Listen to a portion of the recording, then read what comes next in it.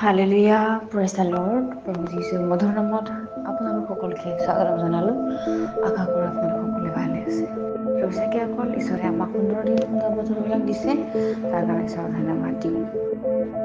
আজি দিনটোৰ আৰম্ভণিতে আমি ঈশ্বৰৰ বাক্য চাওঁ। আজি বাক্য আমি লৈছোঁ গীতমালা 103 অধ্যায়ৰ 4 পদ। তাৰ সুন্দৰ ঈশ্বৰৰ বাক্য আমাৰ কাৰণে কৈছে, যিজনাই কুৰৰ পক্ষীৰ দৰে তোমাৰ যৌৱনকাল নতুন হ'ব পৰাকৈ তোমাৰ মুখ উত্তম বস্তুৰে তৃপ্ত কৰে। Hallelujah, praise the lord. ঈশ্বৰৰ এই সুন্দৰ বাক্যৰ কাৰণে ঈশ্বৰৰ ধন্যবাদ দিওঁ।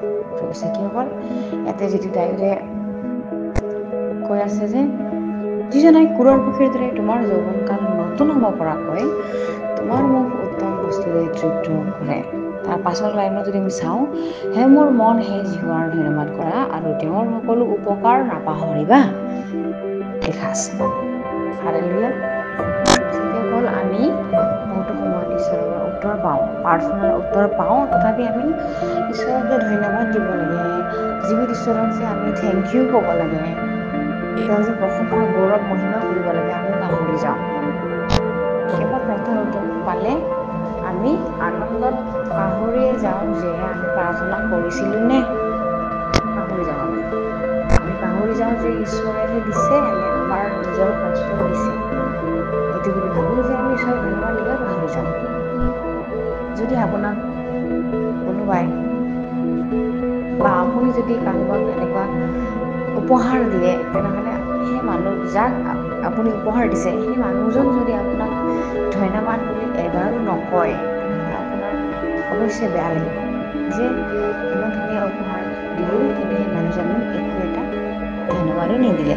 ঠিক তেনেকৈ আমি মানুহ হৈ পেলাই যদি আমাৰ বেয়া লাগে, তেনেহ'লে আমাৰ জীৱিত ঈশ্বৰৰ কিয় বেয়া লাগে?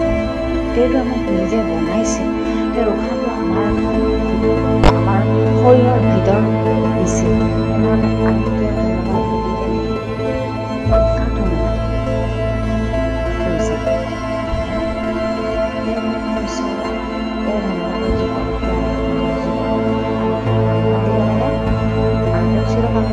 ধন্যবাদ দিম?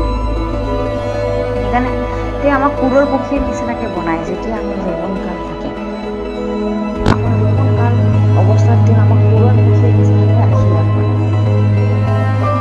নতুন হ'ব পৰাকৈ আমাক আশীৰ্বাদ কৰে। উত্তম উত্তম বস্তুৰে আমাৰ মুখবিলাক তেওঁ কি কৰে? তৃপ্ত কৰে। হালেলুয়া। উত্তম বস্তু মানে আমি ডেকা সময়ত আমি চলিব পৰা, ঘূৰিব পৰা, আমাৰ মন শক্তি থকা সময়ত আমি ঈশ্বৰৰ বাক্যৰে পৰিপূৰ্ণ হ'ব লাগে। যাতে আমি ভালকৈ বুজিব পাৰোঁ, বাইবেল পঢ়িব পাৰোঁ, আৰু বাইবেলৰ কথাবিলাক আমি যিবিলাকে ঈশ্বৰে নাজানে সেইবিলাকক যাতে আমি ভালকৈ ক'ব পাৰোঁ। আমাৰ মুখত উত্তম উত্তম কথা, জ্ঞানৰ কথা তেওঁ আমাক দিয়ে। আৰু আমি যাতে ডেকা সময়ৰ এইটো যিটো আমাৰ শোভা, সেইটো আমি ঈশ্বৰৰ কাৰণে দিব লাগে। আমাৰ ডেকা কালৰ অৱস্থাবিলাক, ডেকা কালৰ সময়খিনি আমি ঈশ্বৰক দিব লাগে। আৰু তেওঁ আমাৰ কাৰণে উত্তম বস্তু তেওঁ ৰাখিছে। Hallelujah, praise the lord. সেইকাৰণে আমি তেওঁক ধন্যবাদ দিব লাগে। আৰু তেওঁৰ যিটো উপকাৰ তেওঁ আমাক কৰিছে, সহায় আমাক কৰিছে, প্ৰাৰ্থনাৰ উত্তৰবিলাক দিছে, আমি এইবিলাক পাহৰিব নালাগে। তেওঁ মাৰ গৰ্ভৰ পৰা যে আমাক ইমান ভালকৈ ৰক্ষা কৰি ৰাখিছে। কিছুমান সন্তানে গৰ্ভতে মৰি যায়, কিন্তু যিবিলাকে বাচি যায়, যিবিলাকে আজি আমি জীয়াই আছোঁ, আমি কিয়নো তেওঁক ধন্যবাদ দিওঁ? আমি অৱশ্যে তেওঁক ধন্যবাদ দিব লাগে। Hallelujah, praise the lord. আৰু তেওঁ যাতে আমাৰ যৌৱনকালৰ অৱস্থাত তেওঁ আমাক যাতে নতুন নতুন আৰু উত্তম উত্তম বস্তুৰে তৃপ্ত কৰে, সেইকাৰণে আমি তেওঁক সমৰ্পণ কৰোঁ। হালেলুয়া। কুৰৰ পক্ষীৰ দৰে যাতে আমি আগবাঢ়িব পাৰোঁ, ঈশ্বৰৰ আৰাধনা আমি সহায় কৰিব। কুৰৰ পক্ষীৰ দৰে যে ওপৰলৈ উৰে, ওপৰলৈ উৰি কুৰৰ পক্ষীয়ে দৃষ্টি কৰা বস্তুটো ওপৰৰ পৰা তেওঁ দেখা পায়, আৰু সেই কুৰৰ পক্ষী কি কৰে? ঠাম মাৰি ধৰে। ঠিক তেনেকৈ আমাৰ ডেকা কালৰ অৱস্থাখিনি বৰ শক্তি থকাৰ সময়ত আমি যি কৰিবলৈ ইচ্ছা যায় তাকে আমি কৰোঁ, যি কথা আমি সকলোতে মনত থাকে, সেইকাৰণে আমি ঈশ্বৰৰ কথাবিলাক মনত থাকিব লাগে। তেওঁ আমাক কেনেকৈ সহায় কৰিলে, কি সমস্যাৰ পৰা উদ্ধাৰ কৰিলে, যিচুৱে আমাৰ কাৰণে তেজ বোৱালে, আমি নিজেও শিকিব লাগে, মনত ৰাখিব লাগে আৰু আনকো আমি ক'ব লাগে। Hallelujah, praise the lord. আহক আমি একেলগে প্ৰাৰ্থনা কৰোঁ যাতে আজি দিনটো এই বাইবেলৰ যোগেদি সকলোকে আশীৰ্বাদ হয়।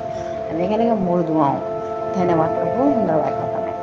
তুমি জীৱিত ঈশ্বৰ, প্ৰশংসা ঈশ্বৰ, তোমাক ধন্যবাদ দিওঁ। তুমি যে আমাক উত্তম বস্তুৰে পৰিপূৰ্ণ কৰিলা, নতুন নতুন বলেৰে পৰিপূৰ্ণ কৰিলা প্ৰভু। তুমি আমাক ধন্যবাদ দিওঁ। সুৰৰ পক্ষীৰ নিচিনাকৈ তুমি যে আমাৰ যৌৱন কালবিলাক তুমি নতুন বলেৰে পৰিপূৰ্ণ কৰা প্ৰভু, ধন্যবাদ দিওঁ। আৰু তোমাক আমি কেনেকৈ পাহৰোঁ প্ৰভু, কাৰণ তুমি আমাৰ ঈশ্বৰ, তুমি আমাৰ উদ্ধাৰকৰ্তা হয়। ধন্যবাদ দিওঁ প্ৰভু, তোমাৰ অনুগ্ৰহ, তোমাৰ প্ৰেম যাতে সদায় থাকে আমাৰ লগত। শুনি থকা, কৈ থকা সকলোৰে ওপৰত তুমি একে সমানে আশীৰ্বাদ কৰিবা। এই সকলো যাচনা নাছৰতীয় প্ৰভু যীশু খ্ৰীষ্টৰ নামত অৰ্পণ কৰিছোঁ। আমেন। Praise the lord.